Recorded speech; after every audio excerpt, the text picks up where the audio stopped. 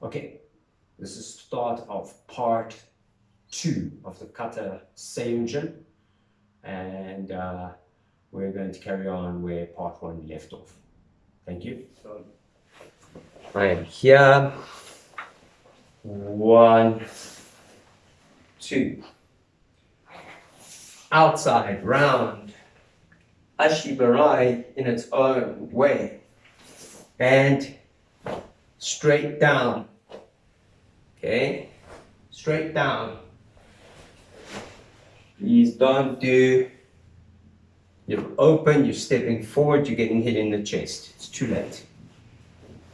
So from here, 1. Center line, palm block. Some schools do what sensei says. 1. Meet on your center line. So here, 1. Foot sweep. Forward, uraken. Some schools, when they get here, sweep past the front leg. Some schools sweep backwards. It's a little foot drag. Pull their foot, hit them in the face. Okay, move in, barge with the body if you have to. Okay, so round, 1. This leg has come round to get around their leg. Pull their foot and move forward, and then very relaxed wrist and uraken. So when I do this, it's actually coming from here. It's not coming from here. A lot of people want to do this. It's coming from pulling this elbow towards your rib and relaxing the wrist to allow it to flick forward. Okay, so here, 1, 2, 3. Cross step. I was brought up calling this bensokudachi. It's also called kosadachi, and there are a lot of very good, unbelievably informative and thought-provoking and fundamentally well-grounded videos on the importance of how we use kosadachi. Senseis like Sensei Paul Enfield, who is in USA, Guy Lever, who is in England. He just did something on compression in the body. Yeah, they're all very, very important videos. So you need to kind of get the idea that from here, it's like a spring or a corkscrew being pushed down, and it's going to shoot back up and load. And as you load, you push your knee into your calf. You want to step in a pretty much straight line, but allow your heel to drift further that way and allow your toes to end up this way. So the foot ends up at a 45-degree angle. So we're getting this feeling, similar to ballet. Very important. Don't let your body start the turn, but in fact rather concentrate on keeping everything center and square, and obviously everything is coming in and down. So this is that compression that the body is creating. It's a load and release. So the idea is load, release. We'll just change angle. So from here, load, release. Because the hips are loaded and the muscles are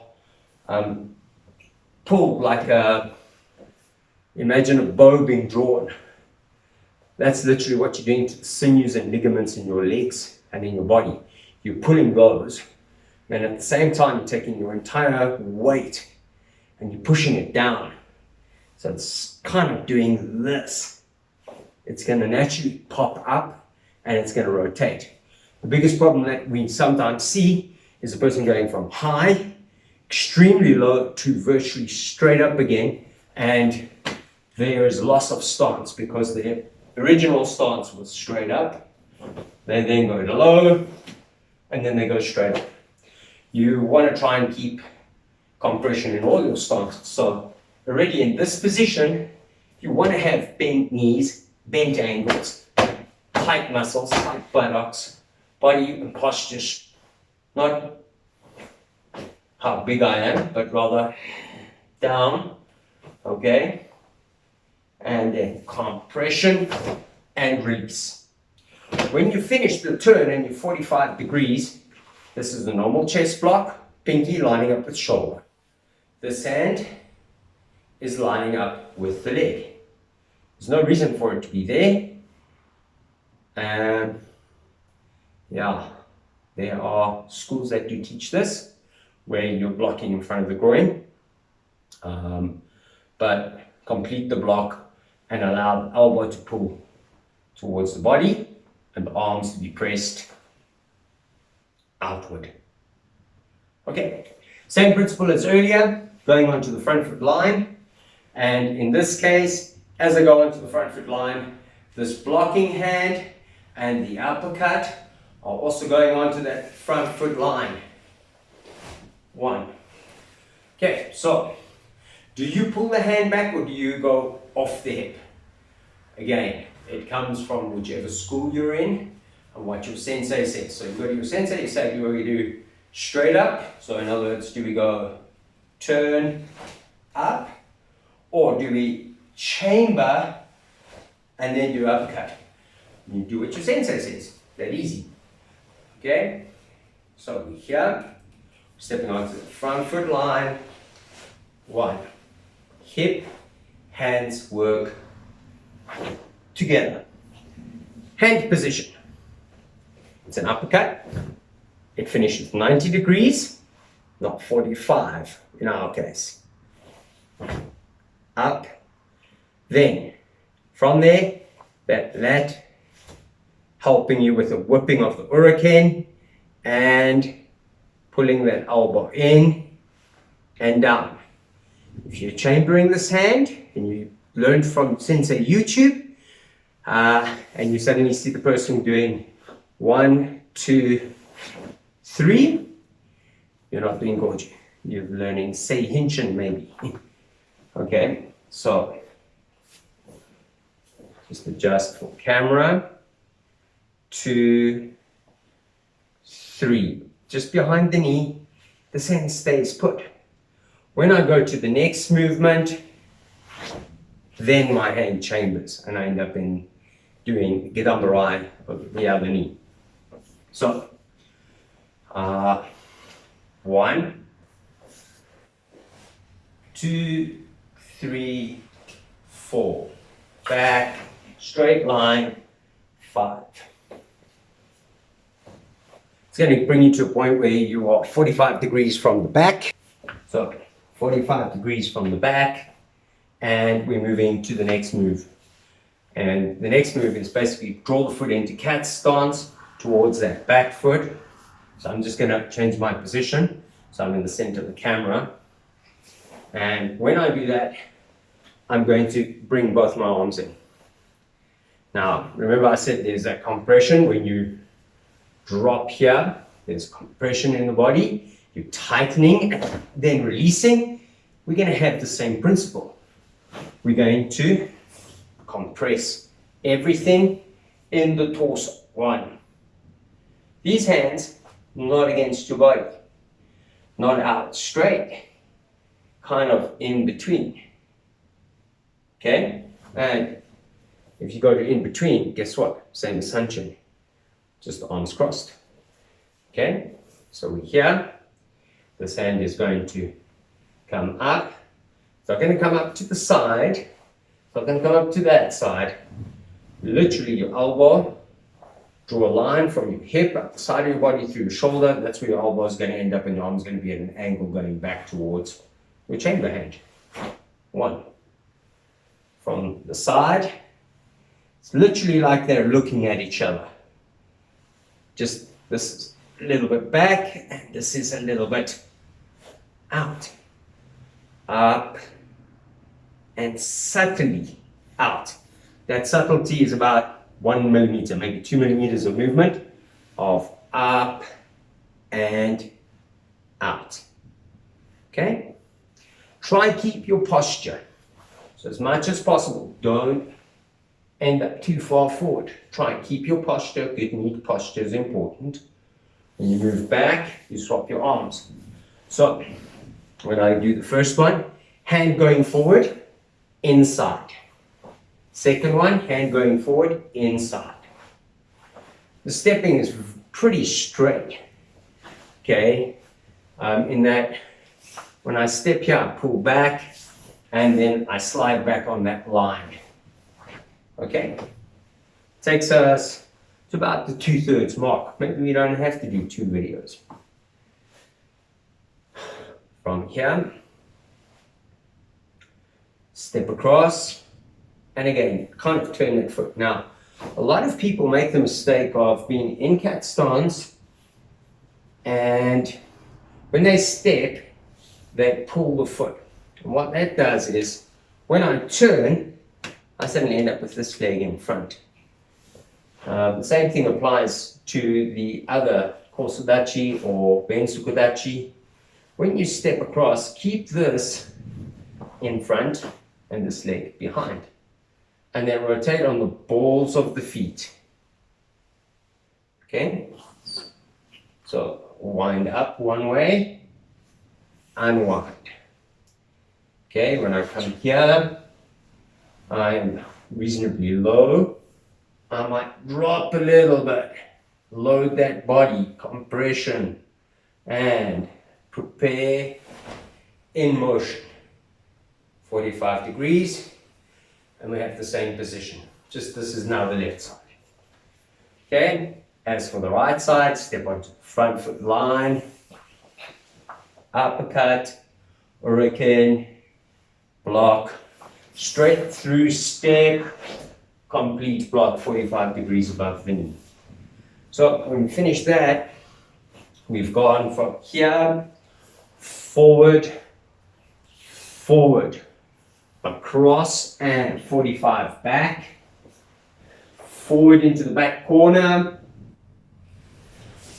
and retreat backwards, forward,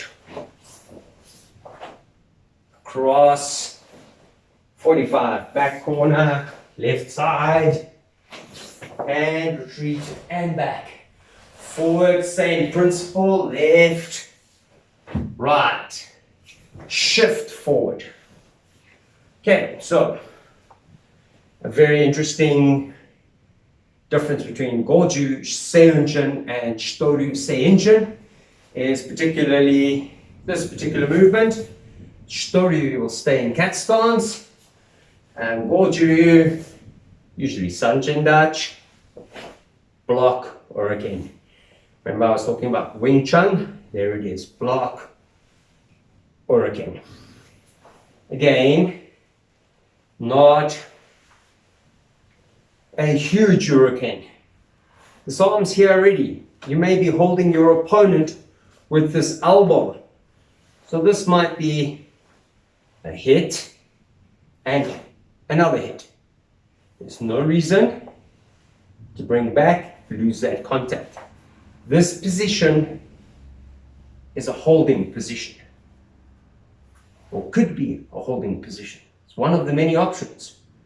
When I move forward, I'm still holding the person. Well, a lot of these movements when we hold people. Another very popular one is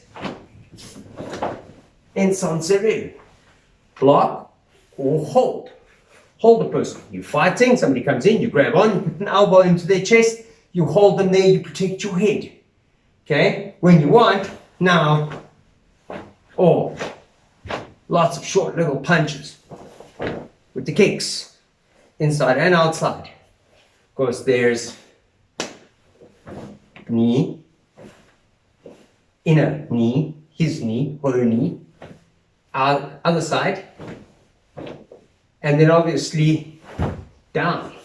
So just deviating to Sanseru, little tangent, but it's this principle of there's a hold for a reason. There is a hold for a reason. When I finish here, solar plexus, I tend to turn my hand a little bit forward. And again, keep those fingers together, thumbs in.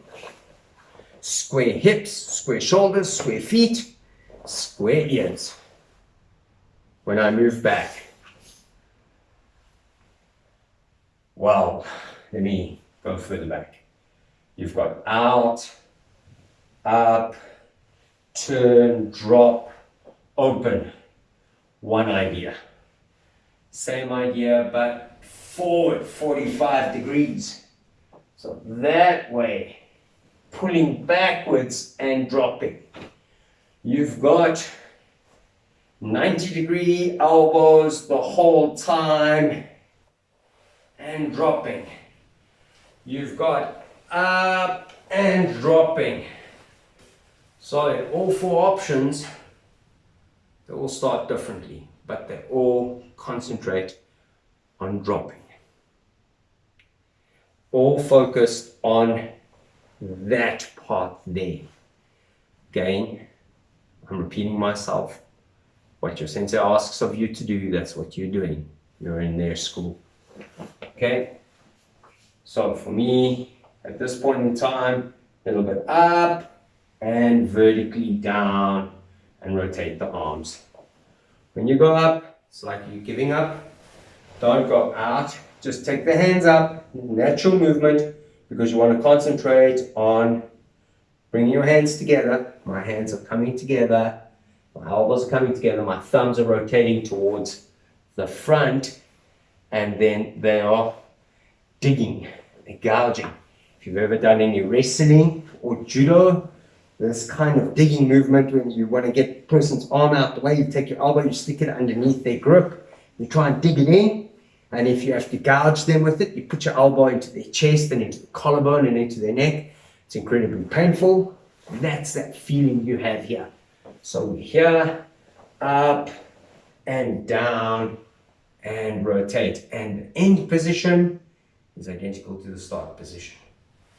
So from the start, when I finish at the end position identical. 1, 2, and 3.